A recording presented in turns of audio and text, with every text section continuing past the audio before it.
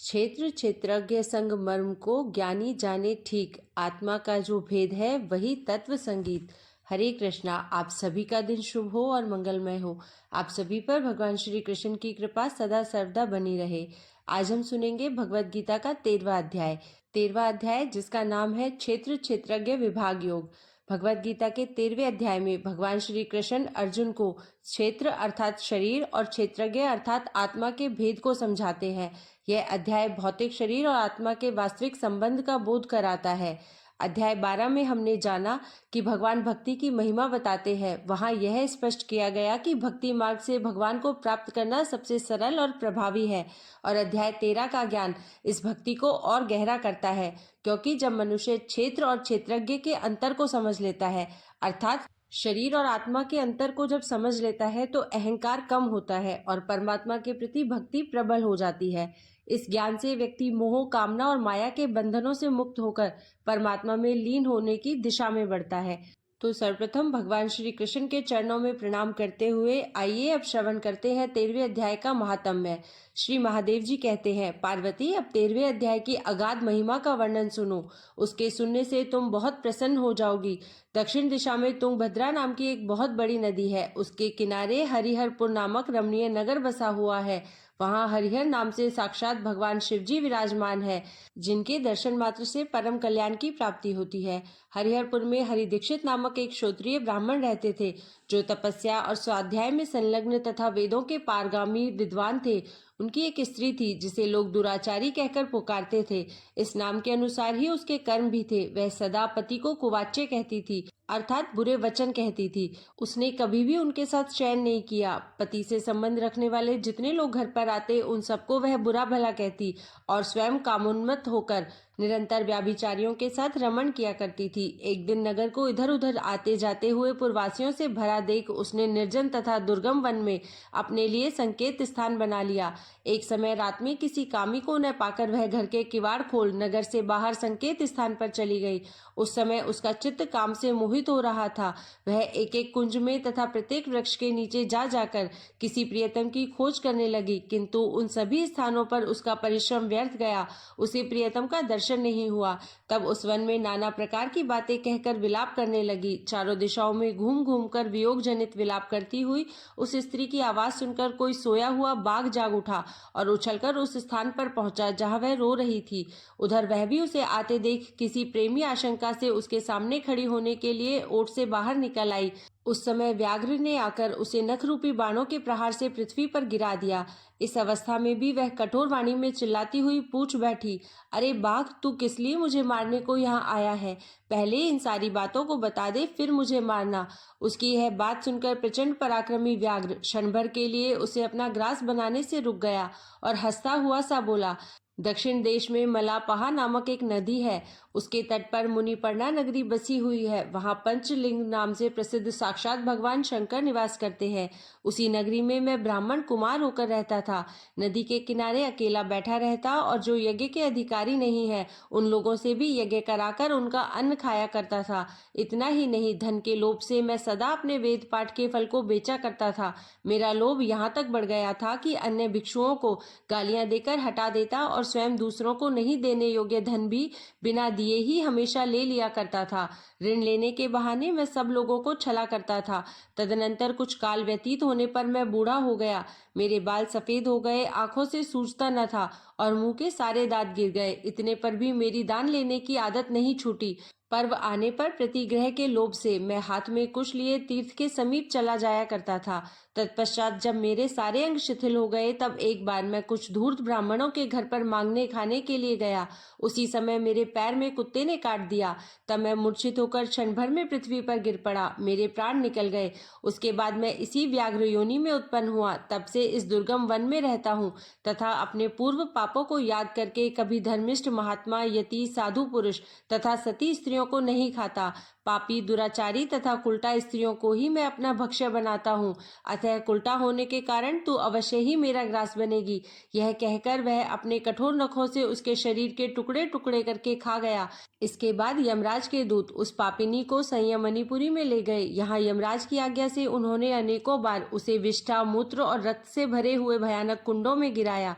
करोड़ों कल्पों तक उसमें रखने के बाद उसे वहां से ले जाकर 100 मनवंतरों तक रौरव नरक में रखा। फिर चारों ओर मुंह करके दीन भाव से रोती हुई उस पापिनी को वहां से खींचकर दहनानन नामक नरक में गिराया। उस समय उसके केश खुले हुए थे और शरीर भयानक दिखाई देता था। इस प्रकार घोर नरक यातना भोग चुकने पर वह महापापिनी इस लोक में आकर चांडाल योनि में उत्पन्न हुई। चांडाल के घर में भी प्रतिदिन बढ़ती हुई वह पूर्व जन्म के अभ्यास से पूर्ववत पापों में प्रवृत्त रही। फिर उसे कोढ़ और राजयक्षमा का रोग हो गया, नेत्रों में पीड़ा होने लगी। फिर कुछ काल के पश्चात वह पुनः अपने निवास स्थान हरिहरपुर को गई, जहाँ भगवान शिव के अंतःपुर की स्वामिनी जम्भका देवी विराजमान है। वहां उसने वासुदेव नामक एक पवित्र ब्राह्मण का दर्शन किया, जो निरंतर गीता के 13वें अध्याय का पाठ करता रहता था। उसके मुख से गीता का पाठ सुनते ही वह चांडाल शरीर से मुक्त हो गई और दिव्य देह धारण करके स्वर्गलोक में गई। तो 13वें अध्याय का महात्म्य सुनने के बाद अब हम सुनते हैं भगवान श्री कृष्ण द्वारा अर्जुन को दिया गया ज्ञान 13वें अध्याय के माध्यम से। श्री भगवान बोले, हे अर्जुन, यह शरीर क्षेत्र इस नाम से कहा जाता है और इसको जो जानता है उसको क्षेत्रज्ञ इस नाम से उनके तत्व को जानने वाले ज्ञानी जन कहते हैं। हे अर्जुन, तू सब क्षेत्रों में क्षेत्रज्ञ अर्थात जीवात्मा भी मुझे ही जान, और क्षेत्रज्ञ को अर्थात विकार सहित प्रकृति का और पुरुष का जो तत्व से जानना है वह ज्ञान है, ऐसा मेरा मत है। वह क्षेत्र जो और जैसा है तथा जिन विकारों वाला है और जिस कारण से जो हुआ है, तथा क्षेत्रज्ञ भी जो और जिस प्रभाव वाला है, वह सब संक्षेप में मुझसे सुन। यह क्षेत्र और क्षेत्रज्ञ का तत्व ऋषियों द्वारा बहुत प्रकार से कहा गया है और विविध वेद मंत्रों द्वारा भी विभाग पूर्वक कहा गया है, तथा भली भांति निश्चय किए हुए युक्ति युक्त ब्रह्मसूत्र के पदों द्वारा भी कहा गया है। 5 महाभूत, अहंकार, बुद्धि और मूल प्रकृति भी, तथा 10 इंद्रियां, एक मन और 5 इंद्रियों के विषय अर्थात शब्द, स्पर्श, रूप, रस और गंध, तथा इच्छा, द्वेष, सुख दुख, स्थूल देह का पिंड, चेतना और धृति, इस प्रकार विकारों के सहित यह क्षेत्र संक्षेप में कहा गया।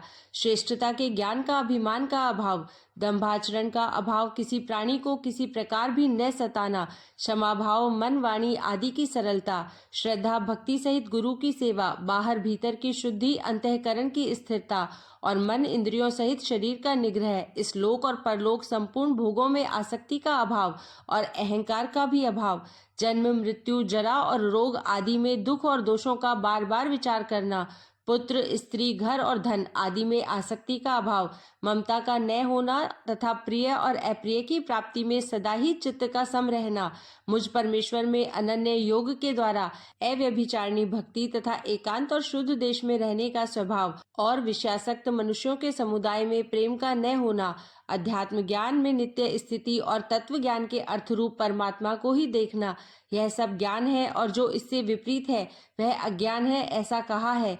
जो जानने योग्य है तथा जिसको जानकर मनुष्य परमानंद को प्राप्त होता है, उसको भली भांति कहूंगा। वह अनादि वाला परब्रह्म न सत ही कहा जाता है न असत ही। वह सब और हाथ पैर वाला, सब और नेत्र, सिर और मुख वाला तथा सब और कान वाला है, क्योंकि वह संसार में सबको व्याप्त करके स्थित है। वह संपूर्ण इंद्रियों के विषयों को जानने वाला है, परंतु वास्तव में सब इंद्रियों से रहित है तथा आसक्ति रहित होने पर भी सबका धारण पोषण करने वाला और निर्गुण होने पर भी गुणों को भोगने वाला है। वह चराचर सब भूतों के बाहर भीतर परिपूर्ण है और चर अचर भी वही है, और वह सूक्ष्म होने से अविज्ञेय है तथा अति समीप में और दूर में भी वही स्थित है। वह परमात्मा विभाग रहित एक रूप से आकाश के सदृश परिपूर्ण होने पर भी चराचर संपूर्ण भूतों में विभक्त सा स्थित प्रतीत होता है, तथा वह जानने योग्य परमात्मा के विष्णु रूप से भूतों को धारण पोषण करने वाला और रुद्र रूप से संहार करने वाला तथा ब्रह्मा रूप से सबको उत्पन्न करने वाला है। वह परब्रह्म ज्योतियों का भी ज्योति और माया से अत्यंत परे कहा जाता है। वह परमात्मा बोध स्वरूप जानने के योग्य तथा तत्व ज्ञान से प्राप्त करने योग्य है और सबके हृदय में विशेष रूप से स्थित है। इस प्रकार क्षेत्र तथा ज्ञान और जानने योग्य परमात्मा का स्वरूप संक्षेप से कहा गया। मेरा भक्त इसको तत्व से जानकर मेरे स्वरूप को प्राप्त होता है। प्रकृति और पुरुष, इन दोनों को ही तू अनादि जान, और राग द्वेष आदि विकारों को तथा त्रिगुणात्मक संपूर्ण पदार्थों को भी प्रकृति से ही उत्पन्न जान। कार्य और करण को उत्पन्न करने में हेतु प्रकृति कही जाती है और जीवात्मा सुख दुखों के भोक्तापन में अर्थात भोगने में हेतु कहा जाता है। प्रकृति में स्थित ही पुरुष प्रकृति से उत्पन्न त्रिगुणात्मक पदार्थों को भोगता है और इन गुणों का संग ही इस जीवात्मा का अच्छी बुरी योनियों में जन्म लेने का कारण है। इस देह में स्थित वह आत्मा वास्तव में परमात्मा ही है। वही साक्षी होने से, उपद्रष्टा और यथार्थ सम्मति देने वाला होने से, अनुमंता, सबका धारण पोषण करने वाला होने से भर्ता, जीव रूप से भोक्ता, ब्रह्मा आदि का भी स्वामी होने से महेश्वर और शुद्ध सच्चिदानंद घन होने से परमात्मा ऐसा कहा गया है।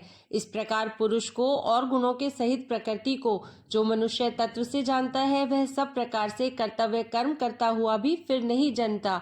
उस परमात्मा को कितने ही मनुष्य तो शुद्ध हुई सूक्ष्म बुद्धि से ध्यान के द्वारा हृदय में देखते हैं, अन्य कितने ही ज्ञान योग के द्वारा और दूसरे कितने ही कर्म योग के द्वारा देखते हैं अर्थात प्राप्त करते हैं, परंतु इनसे दूसरे अर्थात जो मंद बुद्धि वाले पुरुष हैं, वे इस प्रकार न जानते हुए दूसरों से अर्थात तत्व के जानने वाले पुरुषों से सुनकर ही तद अनुसार उपासना करते हैं और वे श्रवण परायण पुरुष भी मृत्यु रूप संसार सागर को निसंदेह तर जाते हैं। हे अर्जुन, यावन मात्र जितने भी स्थावर जंगम प्राणी उत्पन्न होते हैं, उन सबको तू क्षेत्र और क्षेत्रज्ञ के संयोग से ही उत्पन्न जान। जो पुरुष नष्ट होते हुए सब चराचर भूतों में परमेश्वर को नाश रहित और संभाव से स्थित देखता है, वही यथार्थ देखता है, क्योंकि जो पुरुष सब में संभाव से स्थित परमेश्वर को समान देखता हुआ अपने द्वारा अपने को नष्ट नहीं करता, इससे वह परम गति को प्राप्त होता है। और जो पुरुष संपूर्ण कर्मों को सब प्रकार से प्रकृति के द्वारा ही किए जाते हुए देखता है और आत्मा को अकर्ता देखता है, वही यथार्थ देखता है। जिस क्षण यह पुरुष भूतों पृथक पृथक भाव को एक परमात्मा में ही स्थित तथा उस परमात्मा से ही संपूर्ण भूतों का विस्तार देखता है, उसी क्षण वह सच्चिदानंद घन ब्रह्म को प्राप्त हो जाता है। हे अर्जुन, अनादि होने से और निर्गुण होने से यह अविनाशी परमात्मा शरीर में स्थित होने पर भी वास्तव में न तो कुछ करता है और न लिप्त ही होता है। जिस प्रकार सर्वत्र व्याप्त आकाश सूक्ष्म होने के कारण लिप्त नहीं होता, वैसे ही देह में सर्वत्र स्थित आत्मा निर्गुण होने के कारण देह के गुणों से लिप्त नहीं होता। हे अर्जुन, जिस प्रकार एक ही सूर्य इस संपूर्ण ब्रह्मांड को प्रकाशित करता है, उसी प्रकार एक ही आत्मा संपूर्ण क्षेत्र को प्रकाशित करता है। इस प्रकार क्षेत्र और क्षेत्रज्ञ के भेद को तथा कार्य सहित प्रकृति से मुक्त होने का जो पुरुष ज्ञान नेत्रों द्वारा तत्व से जानते हैं, वे महात्मा जन पर ब्रह्म परमात्मा को प्राप्त होते हैं। इस प्रकार श्री कृष्ण अर्जुन संवाद में भगवत गीता का क्षेत्र क्षेत्रज्ञ विभाग योग नामक 13वां अध्याय संपूर्ण हुआ। आपसे कल फिर मिलती हूँ एक नए अध्याय के साथ। जय श्री कृष्णा, जय श्री राधे।